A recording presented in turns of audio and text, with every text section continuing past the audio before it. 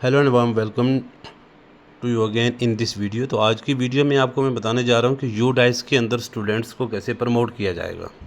तो जिस तरह आप सभी को पता है कि यू डाइस ओपन हो चुका है, टीचर मॉड्यूल के बाद स्टूडेंट मॉड्यूल पर काम चल रहा है। तो मोस्टली हम टीचर साहिबान जितने भी हैं वो किसी दुकान पर या किसी CSC सेंटर पर जाते हैं अपडेट करने के लिए। बट मैं उनको ये चीज़ बताऊं कि उसके अदर देन उनसे भी आप करवा सकते हैं। आप अपने लेवल पर भी बड़ी आसानी से ये काम मोबाइल से कर सकते हैं। तो आप इसके लिए मोबाइल का क्रोम ब्राउज़र है, क्रोम ब्राउज़र के अंदर आप यहाँ सर्च बार के अंदर जाइए। यहाँ आपने स्टूडेंट मॉड्यूल पर क्लिक करना है। अब जैसे ही आपने स्टूडेंट मॉड्यूल के अंदर क्लिक किया, आपका स्टूडेंट मॉड्यूल जो है वो ओपन हो जाएगा।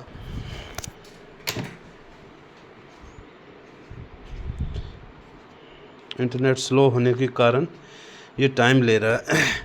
तो इस तब तक मैं आपको ये बताऊं कि इस बार यू डाइस के अंदर अभी से जो है एडिशन का या करेक्शन का कोई ऐसा ऑप्शन अभी तक नहीं है। तो मोस्टली जो है आपको कोशिश यही करनी है कि जो बच्चे हैं वो इंपोर्ट करने हैं दूसरे स्कूल से। मोस्टली ऐसा होता है कि हम इंपोर्ट करने की जगह न्यू एडिशन के पीछे भाग जाते हैं। तो स्टूडेंट मॉड्यूल पर क्लिक किया, यहाँ हमने यू डाइस प्लस पर क्लिक किया। यहाँ नीचे हमने चले जाना, ये देखो ये यहाँ पर सेलेक्ट स्टेट। तो यहाँ से हमने जम्मू कश्मीर सेलेक्ट करना है। जम्मू एंड कश्मीर सेलेक्ट हो गया, गो।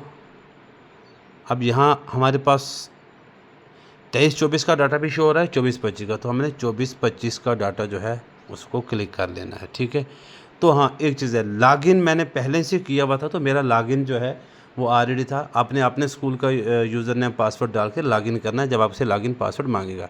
अब ये जो है मेन साइट जो है स्टूडेंट मॉड्यूल की, ये आपके पास ग्रेड वाइज ये आपके पास पूरी खुल जाएगी ऐसे। अब आपने करना क्या है, आपने इससे बच्चों को प्रमोट करना है। तो इसके लिए सबसे पहले आप जाएंगे प्रोग्रेशन एक्टिविटी, ये आप देखेंगे, ये है आपके मोबाइल के अंदर। ऐसे आप जूम करके भी देख सकते हैं, ये आपके पास प्रोग्रेशन एक्टिविटी है। तो हमने प्रोग्रेशन एक्टिविटी के ऊपर क्लिक किया। अब देखो, जैसे प्रोग्रेशन एक्टिविटी के ऊपर क्लिक किया, यहाँ हमारे पास प्रोग्रेशन मॉड्यूल आ गया है। तो अब हमने क्या करना है कि प्रोग्रेशन मॉड्यूल को ओपन करना है। यहाँ ये हम प्रोग्रेशन मॉड्यूल मैंने कर लिया। और हमेशा जो है वो आप लास्ट की जो टॉप क्लास है, प्राइमरी स्कूल में 5th है, मिडिल स्कूल में 8th है, हाई स्कूल में 10th है और हाई सेकेंडरी स्कूल में 12th है। तो टॉप क्लास लें, वहाँ से आपका आसानी से ये हो जाएगा, फिर बच्चे मिक्स अप नहीं होते। तो मैं 8th क्लास ले रहा हूँ। सेक्शन मेरे पास मल्टीपल नहीं, एक ही सेक्शन है, तो मैंने सेक्शन A सेलेक्ट करके मैंने अब जिस तरह ये मेरे पास बच्चा है क्लास 8th का, अब ये एग्ज़ाम पास्ड है, तो प्रमोटेड पास्ड विद एग्जामिनेशन। अगर बच्चा रिपीटर है, नॉट प्रमोटेड नॉट पास रिमीटर। अगर प्रमोटेड पास्ड विदाउट एग्जामिनेशन, ये ऑप्शन ले सकते हैं। डिसकंटिन्यूड बिफोर एग्जामिनेशन, बट ये जो है बहुत रेयर ऑप्शन है, ये हमें नहीं लेना चाहिए क्योंकि ये बाद में हमारा ड्रॉप आउट जो रेशो है वो बढ़ा देता है। तो हमने करना है प्रमोटेड पास्ड विद एग्जामिनेशन कर दिया। उसके बाद मार्क्स इन परसेंटेज, यहाँ आपको मार्क्स जो है, एक चीज़ ये ध्यान रखें कि बच्चों के मार्क्स जो हैं वो परसेंटेज में शो करने हैं, ना कि मार्क्स बताने। तो इसके मार्क्स 65% हैं। जिस तरह मैंने अटेंडेंस रजिस्टर से वेरीफाई करके रखा हुआ, तो नंबर ऑफ़ डेज़ इसके 196 हैं जो इसने स्कूल में डाले हुए हैं। उसके बाद सेलेक्ट, यहाँ पर नीचे ये करना है लेफ़्ट स्टूडेंट विद TC। जो बच्चा चला गया है यहाँ उसको left school with TC, without TC वाला ऑप्शन लेना। अगर बच्चा आपके सेम स्कूल में है तो फिर आपने ऑप्शन लेना है स्टडिंग इन सेम स्कूल। तो ये हो गया। अब नेक्स्ट ये, क्योंकि हम इस स्कूल में 9th क्लास नहीं, ऑटोमेटिकली बच्चा 9th क्लास में चला गया। अगर 9th से पीछे वाली को क्लास होगी तो यहाँ ये आपसे सेक्शन मांगेगा, क्लास ऑलरेडी चढ़ जाएगी। जैसे आपने प्रमोट किया, देखो मैंने पीछे प्रमोटेड पास लिखा तो ये 9th क्लास चली गई। अगर मैं एक चीज़ आपको दोबारा थोड़ी रिपीट अगर करवाना चाहूँ मैं, तो मान लो मैं इस बच्चे को रिपीटर शो करना है। जब मैंने रिपीटर शो किया है, देखो यहाँ क्लास 8th आ गई है और सेक्शन मेरे से भी मांग लेगा ये, क्योंकि पीछे मैंने मार्क्स डाले हुए। तो बट ये बच्चा नहीं है, तो मैंने इसको already promoted past with examination में रखा हुआ है। तो ये बच्चा ऑलरेडी यहाँ 9th क्लास में चला गया है। यहाँ इसका ये मुझे अभी पेंडिंग शो कर रहा है, बट मैं थोड़ा सा जूम करके इसको आगे ले जाऊँगा। यहाँ से मैंने इसको जाकर अपडेट पर क्लिक किया, स्कूलिंग स्टेटस इज़ रिक्वायर्ड। तो ये एक कॉलम रह गया है, हाँ, स्कूलिंग स्टेटस रिक्वायर्ड।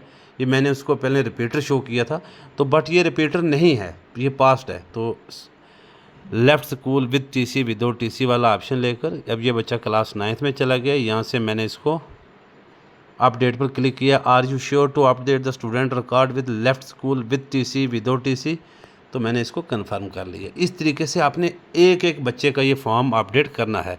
जब आप करोगे आपको ऐसे ये डन मैंने ऑलरेडी पहले किया हुआ था, ये आपको देगा। अब उसके बाद क्या करना है, सिर्फ अपडेट करने के बाद आपने हर एक क्लास को फाइनलाइज़ करना है।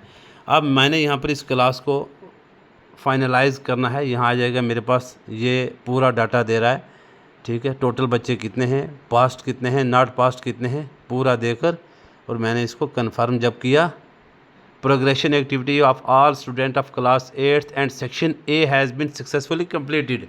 आप ये देख लें, अगर इस क्लास के अंदर कुछ स्कूलों के अंदर एक एक क्लास के अंदर 2-2 3-3 सेक्शन है, अब ये वहाँ ज़रूरी हो जाता है अगर उस सेक्शन के अंदर बच्चा नहीं भी है फिर भी आपने उस सेक्शन को फाइनलाइज करना है। एक कुछ स्कूलों के अंदर किसी एक क्लास के अंदर बच्चा नहीं है, फिर भी उनको बच्चा नहीं है बट फिर भी उस सेक्शन को और उस क्लास को फाइनलाइज करना है, तभी आपकी प्रोग्रेशन एक्टिविटी कंप्लीट हो जाएगी। अब ये मैंने यहाँ पर एक क्लास का डाटा मैंने फाइनलाइज कर दिया है।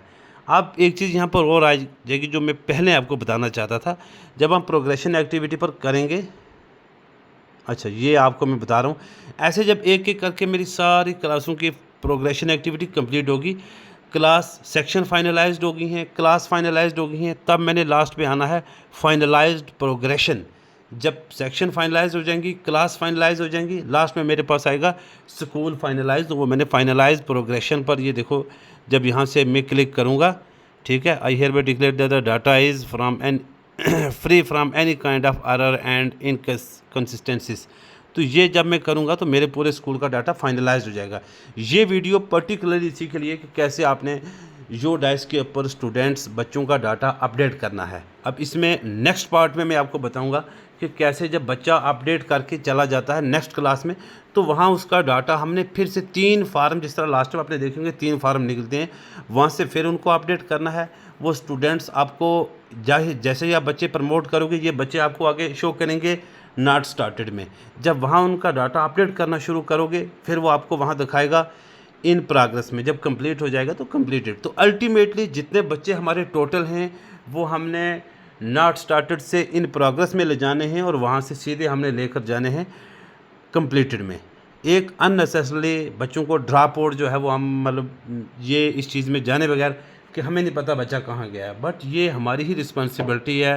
जिस तरह आपने विद्या समीक्षा केंद्र के अंदर भी देखा होगा कि बच्चा किस स्कूल में गया है, और कोशिश करनी है कि बच्चा जिस स्कूल में गया है वो स्कूल वाला टीचर इसको इंपोर्ट करे।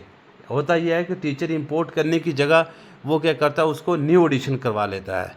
तो इस चीज़ से थोड़ा आप इस पर ध्यान दें।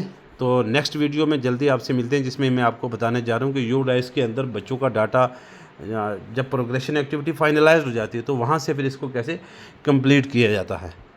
तो उम्मीद है कि वीडियो सबको अच्छी लगेगी। इसको लाइक, शेयर और सब्सक्राइब।